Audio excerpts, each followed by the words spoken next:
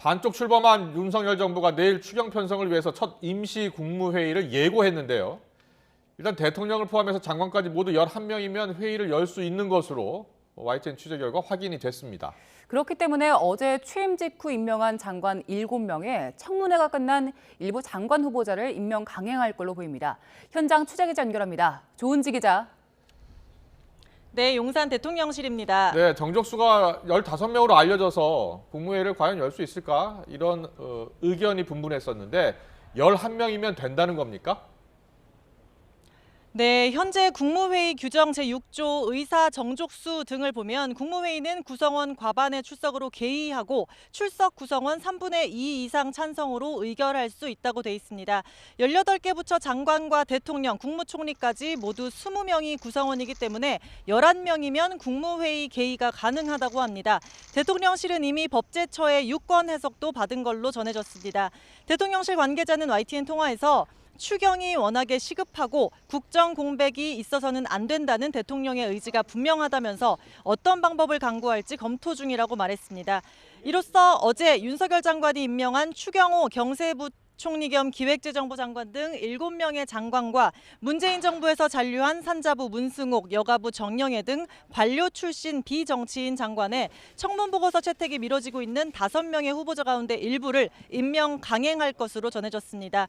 다른 대통령실 관계자는 YTN에 기본적으로 국정 운영에 꼭 필요한 부처 장관은 임명해야 하지 않겠느냐면서 한미 정상회담을 앞둔 외교부 박진, 지방선거를 앞둔 행정안전부 이상민 장관 후보자 등 이들을 염두에 둔 발언을 하기도 했습니다. 내일 국무회의는 오후 3시쯤 열리는 것으로 YTN 취재 결과 확인됐는데요. 그 전에 박진 후보자 등 일부 장관을 개의 정족수에 문제가 없도록 임명을 발표할 방침인 것으로 전해졌습니다. 33조 원 플러스 알파 추경안, 그러니까 코로나 영업 제한으로 피해를 입은 소상공인 자영업자 370만 명에게 1인당 최소 600만 원을 지급하는 것을 골자로 하는 내용이 올라와서 의결될 예정입니다.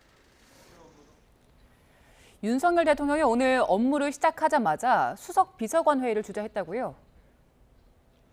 네, 첫 번째 주재한 수석비서관 회의 경제와 안보 크게 두 부분에 방점을 찍었습니다. 윤석열 대통령은 경제가 굉장히 어렵다, 물가가 제일 어렵고 어려운 경제 상황이 정권 교체한다고 잠시 쉬어주는 것도 아니라고 말했습니다. 추경 언급도 있었는데요. 코로나로 피해 입은 소상공인 자영업자에게 신속한 보상 지원이 안 되면 향후 국가 재정에 부담이 된다면서 재정을 빨리 당겨서 가능한 한 빨리 조기 집행해 회생할 수 있도록 해야 한다고 말했습니다.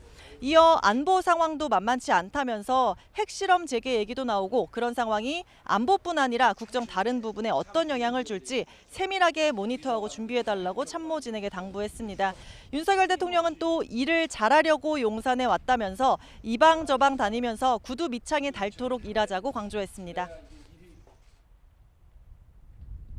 비서관들이나 행정관들 또 우리 수석 비서관들이 이방저방 좀 다니면서 다른 분야에 업무하는 사람들하고 끊임없이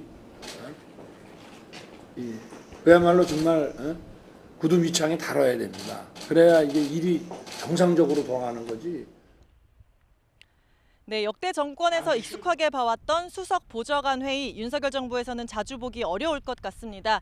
윤 대통령은 요식 행위는 비효율적이고 어색하다면서 회의는 프리스타일로 복장도 자유롭게 현안에 대해 하고 싶은 얘기도 마음껏 하자고 말했습니다. 종전 청와대 회의 때는 방송 카메라와 팬 기자가 일부 참석해 모두 발언을 취재했는데 윤 대통령은 앞으로 전면 비공개할 방침입니다. 격없이 허심탄회하게 대화하자는 뜻으로 보입니다. 윤석열 대통령은 어제 취임식 축하를 위해 방한한 외교사절과 잇따라 면담하고 있습니다. 오후에 잡힌 일본 의원단 단체 예방을 비롯해서 오늘 공개 외교 일정만 7개에 달합니다. 모두 이곳 용산 대통령실에서 진행합니다. 네, 윤석열 대통령이 어제 취임식을 가졌고요. 오늘 이제 서초동 집에서 용산으로 첫 출근길이었는데 어땠습니까? 네, 청와대를 떠나서 용산 시대가 열리면서 윤석열 대통령은 최초로 출퇴근하는 대통령이 됐습니다. 오전 8시 34분 이곳 1층 로비로 들어선 윤석열 대통령은 같은 층 기자실을 쓰는 저희 취재진과 만났습니다. 첫 출근길 소감을 묻자 어제 출근을 하긴 했었다라면서 웃었고 사상 첫 출퇴근 대통령이라는 말에는 특별한 소감은 없다. 일해야죠라고 말했습니다. 다만 어제 취임사에 통합이라는 단어가 빠졌다는 일부 보도를 해명했는데요. 직접 들어보시죠. 어제 제가 그 취임사에 통합 얘기가 빠졌다고 지적하시는 분들이 있는데 너무 당연한 거기 때문에 통합이라고 하는 건 우리 정치 과정 자체가 국민 통합의 과정입니다. 나는 통합을 어떤 가치를 지향하면서 할 것이냐 얘기한 거니까 그렇게 좀 이해를 해주시면 좋겠습니다. 네, 윤 대통령은 오늘 오전 8시 21분에 서초동 집에서 나와서 이곳 용산 집무실까지 약 7km 거리를 13분 만에 주파했습니다.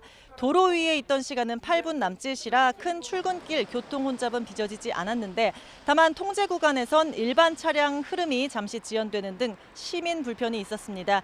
윤석열 대통령은 관저로 쓸 한남동 외교부 장관 공관의 공사가 끝날 때까지 앞으로 한 달 정도는 서초동을 오가게 됩니다. 동선과 신호 관리를 다변화해서 유동적으로 대처할 계획이라고 합니다.